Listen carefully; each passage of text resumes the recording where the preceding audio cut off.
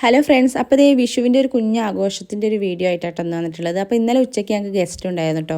അപ്പോൾ അവർക്ക് വേണ്ടിയിട്ട് ബിരിയാണി ആയിട്ട് ഉണ്ടാക്കിയത്. പിന്നെ വൈകുന്നേരത്തെ എന്താ നെയ്യപ്പും ചിക്കൻ കറിയായിരുന്നു.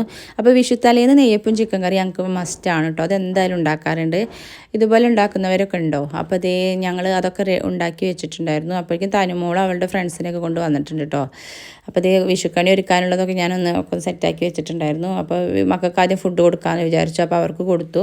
നെയ്യപ്പും ചിക്കൻ കറിയായിട്ട് അവർ കഴിച്ചത് ഒക്കെ കഴിച്ചു. അപ്പോൾ അതേ തനുമോൾ ഡാൻസൊക്കെ കളിക്കുന്നു.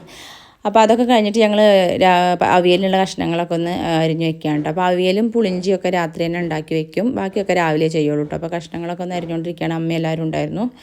എല്ലാവരോടും കൂടിയിട്ട് അതൊക്കെ റെഡിയാക്കി. പിന്നെ അത് ഞാൻ പുളിഞ്ചി ഉണ്ടാക്കുകയാണ് കേട്ടോ. പുളിഞ്ചിയും കുടിക്കാനുള്ള വെള്ളമൊക്കെ തിളപ്പിച്ച് വെക്കുകയാണ് രാവിലേക്കുള്ളത്.